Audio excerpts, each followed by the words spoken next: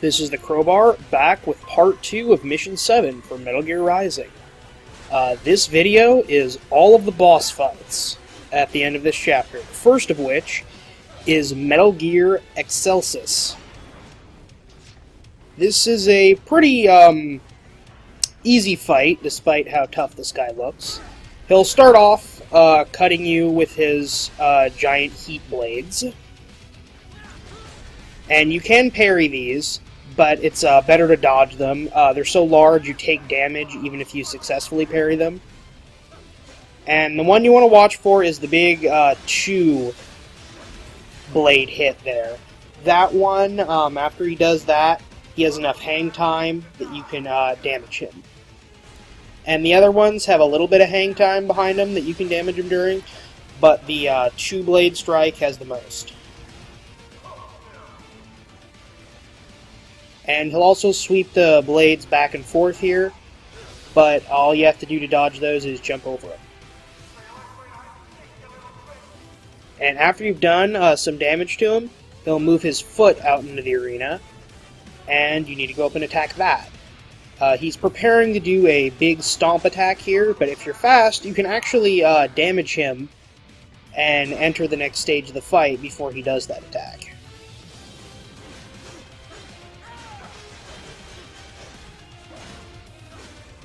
And after you do enough damage, you'll get the prompt to jump up and Zandatsu his knee.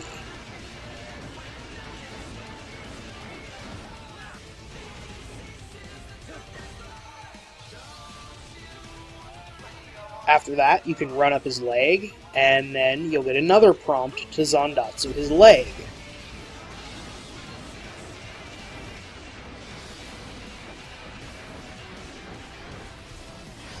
And after this, you'll chop it off.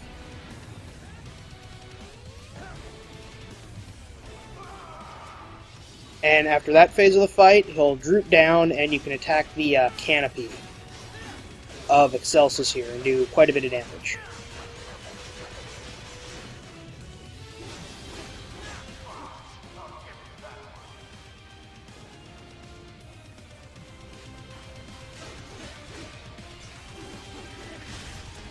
And after this, he'll back off and use his giant laser cannons.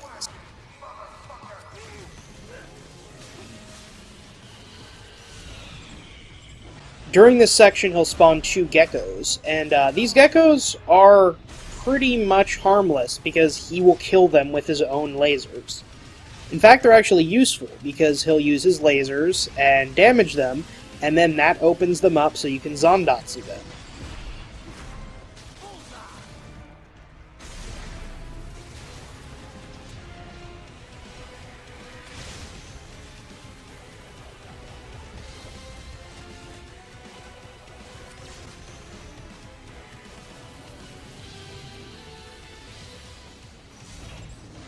And these lasers aren't too bad for dodging here. He typically either sweeps them back and forth or just aims them directly at you.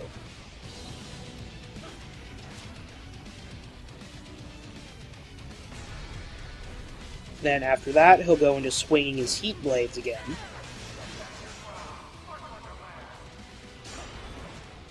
And see there you can see even though I parried the blades, I still took damage.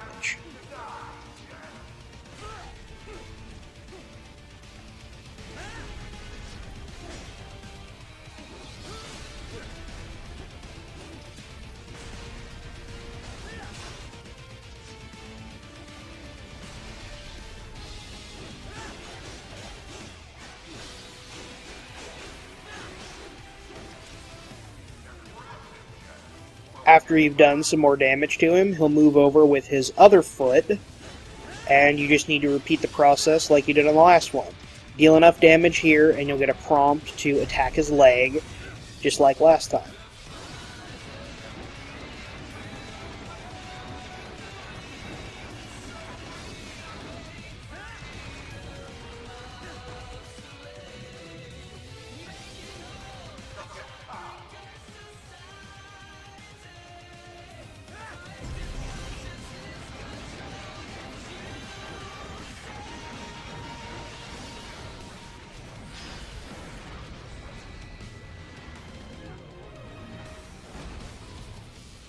And after you've chopped that second leg off, it'll go into the third phase of the fight, which is just a simple quick time event to finish it off.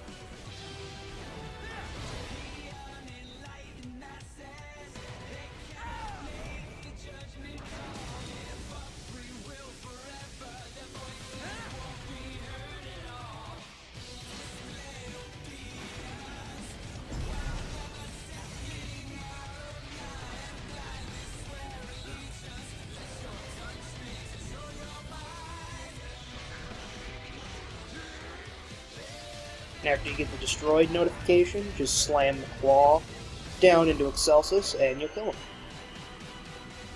Now after a cutscene, you'll move on to the next portion of this fight, which is the first round against Senator Armstrong. And this fight has 3 rounds. In this first round, your only goal is to do 10% of his life bar to him. And his attacks are powerful, but they're also pretty easily telegraphed. And like other enemies, whenever he does an orange charge up, that's going to be an unblockable attack. And he has a couple of those, a big wave that charges and hits anything near him, and then he also has a charge move, which he does a couple times here as well.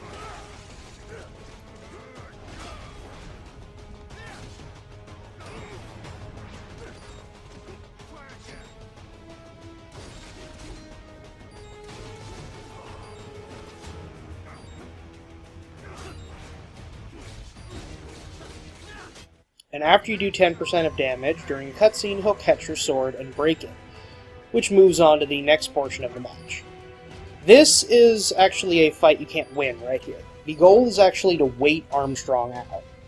And he doesn't have any new attacks in this phase, but since you don't have a sword, you can't really parry anything that he does, and you don't really do any damage. The easiest way to get through this part is to just avoid him. Run as far away as you can, and then wait for him to attack and dodge. And I unequip my health there because this part actually ends when you have 0 health. So now that he hits me down to 0.01, the mission ends faster. I'm not going for a high rank here. And if you're going for a high rank on this fight, then you do need to survive for the full 3 minutes until he does a large charging attack.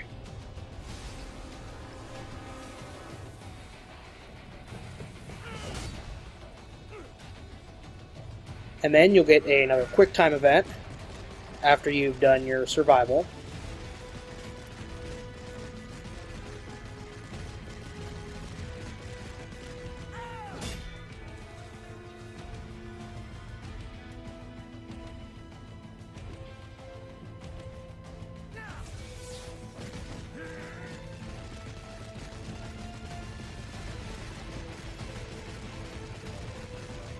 And upon completing this quick time event, you'll go into another cutscene, which leads into the third phase of the fight. Now, what can make this third phase a bit challenging is that you're using Sam's sword, which you do not have upgraded at all. And he will always start with that shockwave attack there. And in this form, Armstrong is pretty tough. He has a lot of shockwave attacks, and he has a lot of long-range attacks. When he goes into a move where he's going to look like he's charging, you want to get away from him.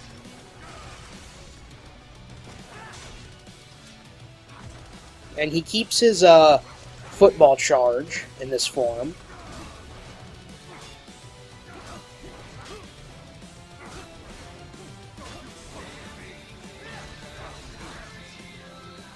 And you can stun him, so your general strategy for this first part is to just let him attack and block his attacks when they're red, and then attack him in the animations when he's going Unlike a lot of other fights in this game, you really have to be defensive here. Armstrong does a lot more damage than you, and he has a lot more health than you. And you can't really go toe-to-toe with him like you can other bosses.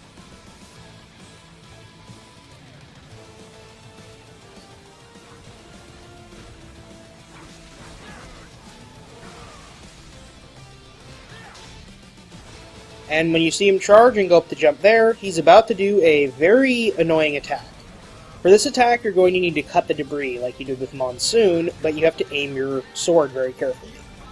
Aim using the left stick and the right stick, and then with a third finger, tap one of the face buttons, and that's the easiest way to get these.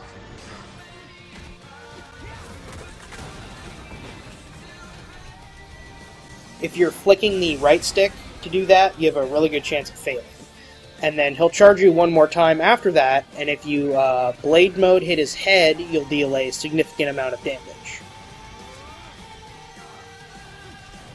Then this other charge attack is his other main move here. And he'll add this attack to his repertoire after he does that debris throwing attack for the first time.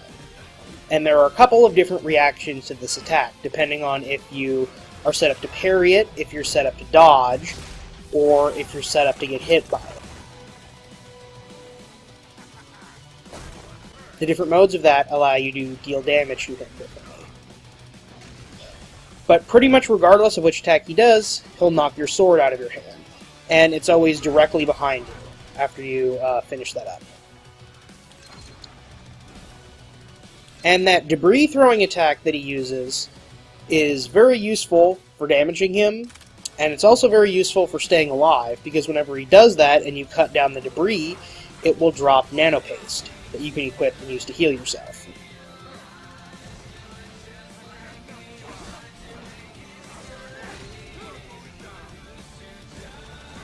And if this attack is proving too difficult for you to counter, it's too hard for you to slash a thing, you can actually avoid it just by running under where he's located.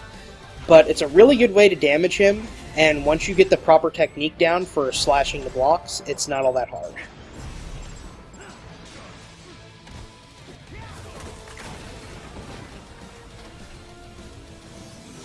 And normally the final hit of that is using blade mode to hit his head. And in this fight, I just kind of happened to immediately hit that whenever he charged me.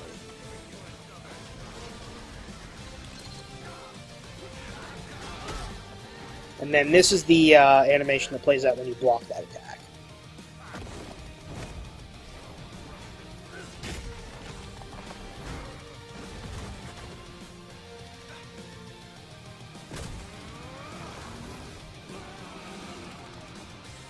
And really the most difficult portion of this fight is the first part, when he hasn't started using his debris toss attack yet.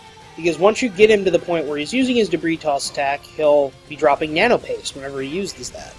And so you can come into this fight and collect 4 nano pastes each time he does that attack. So even if you have none coming in, if you can get to that point, you're probably pretty secure. And then once he gets down really low, he'll add this attack, where he heals. And to counter that, you need to run up behind him and use blade mode to slash at his back. And for some reason, I actually didn't get the right prompt there. Normally, when you blade mode his back like that, you will stun him. And he's opened up to damage. And the game was kind of acting a little funky there when I did that. Because I think I knocked him out of his healing, but I also didn't stun him.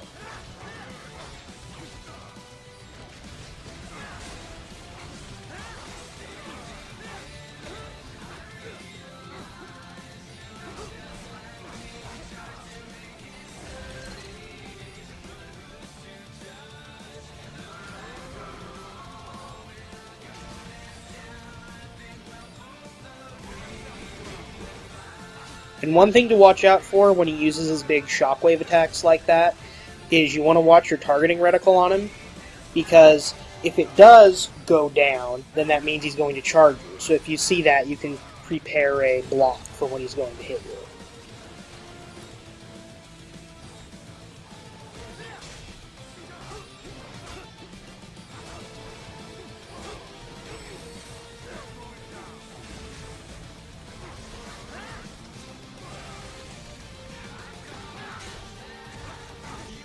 And finally, once you start getting him down low in health, he'll use one more big debris attack. And when he does this attack this time, he will throw a couple more pieces than he usually does.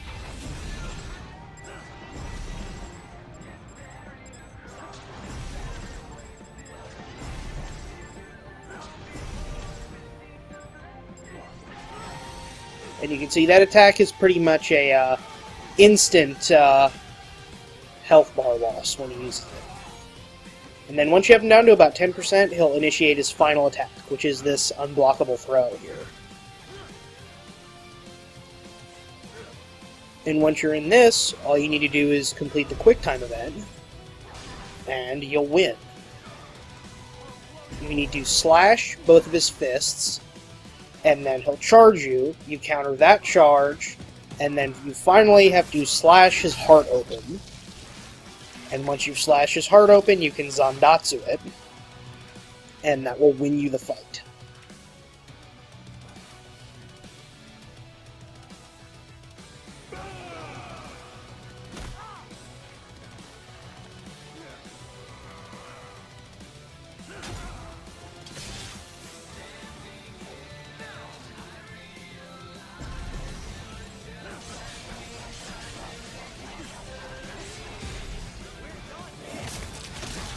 And I hope you've enjoyed my guide for Metal Gear Rising.